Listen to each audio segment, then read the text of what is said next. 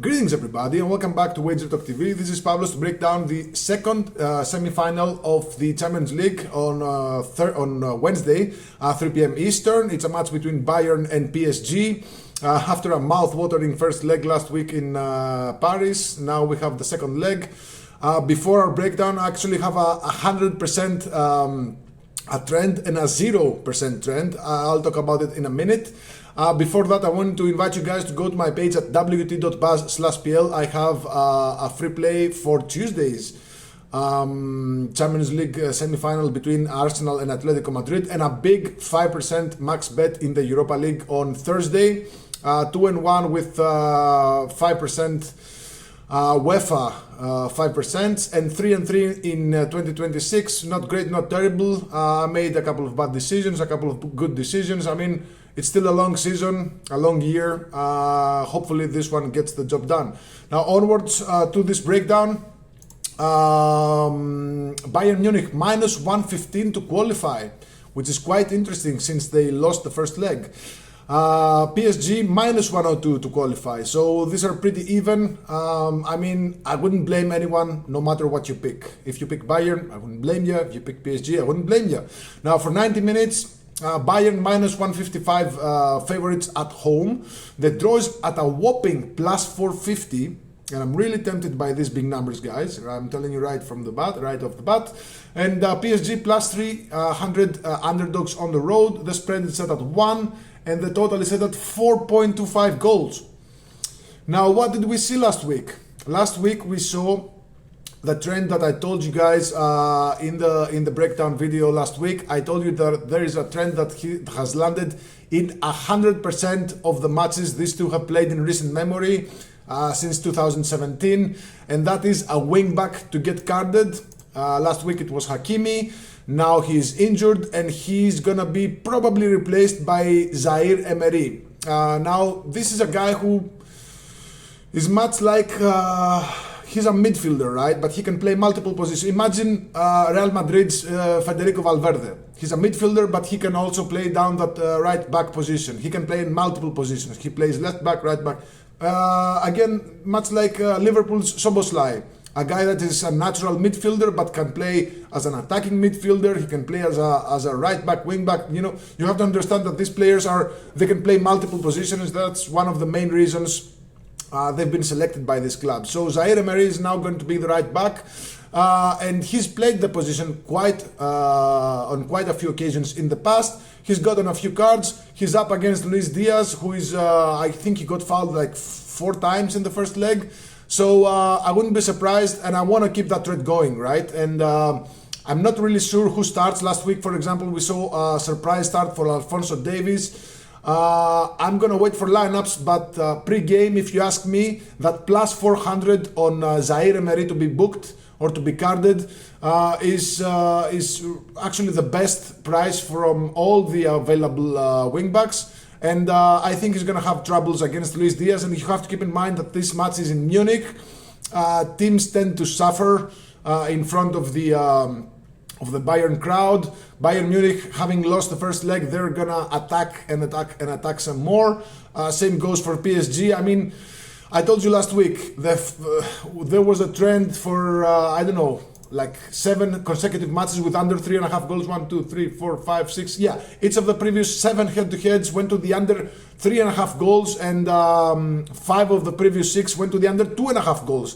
But we saw all the goals. Actually, there were 5 goals in the first half, and I told you guys this might be an under, but I wouldn't be surprised by 4 or 5 goals in the first half. And we saw 5 goals in the first half and 9 goals total. I mean, it was a crazy game, a celebration of soccer. I really enjoyed that game. So it doesn't mean that these two will play for another over again.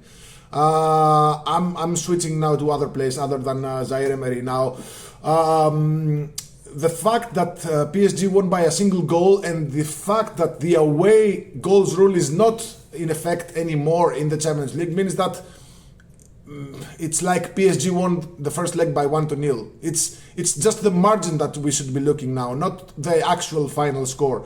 So Bayern, they need to overturn a 1 a 1-goal margin, and that's why the books have them as a -1 favorites. Now, I don't want to go anywhere near sides. Again, I wouldn't be surprised by Bayern Munich winning.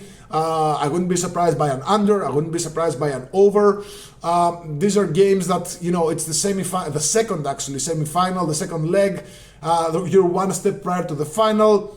Anything goes. So for a side bet, actually, I'm gonna go with a draw at plus 450. It's a pretty huge number, and it's a trend with a 0% hit rate in all the matches these two have played, not just a 15 year in the last, I don't know, maybe 5-10 years, but all time. These two have never played for a draw, which is statistically crazy, right? It's statistically crazy. So we might see some regression in that sense. Again, this is not the game for big bets like 5%, 4%, unless you have a big lean or a strong like intuition or whatever. I don't. In these matches, I like to get like 2, 3, 4 like 1 unit bets, half unit bets at big numbers. If they land, they land. If they don't, well, it's a big number. So I mean, and a small stake bet. So I'm probably gonna go 1 unit on the draw here, plus 450. It's a result that statistically hasn't ever happened, and these two have met on quite a few occasions in the past. And I mean, it's just weird to not having seen a draw yet. So draw at plus 450 goes right into my books, as well as Zaire Emery plus 400. That's 2 bets. Now, again, for a total, I don't, guys, listen, we could bet the under and there's going to be like 4 goals in the first half. We could bet the over, because I'm pretty sure a lot of you are going to be carried away by the fact that there were 5 goals in the first half last week and 9 goals in total.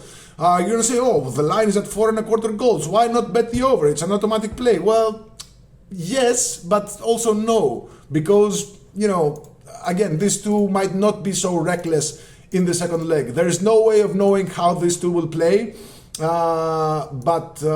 You know, again, Bayern Munich at home is extremely hard to see them lose. PSG on the road, yes, they've lost to Rennes, they lost to Sporting, they lost to Monaco, they lost to Marseille. So, I mean, if you just dissect the home and away results for each side, Bayern Munich have the better chances to win.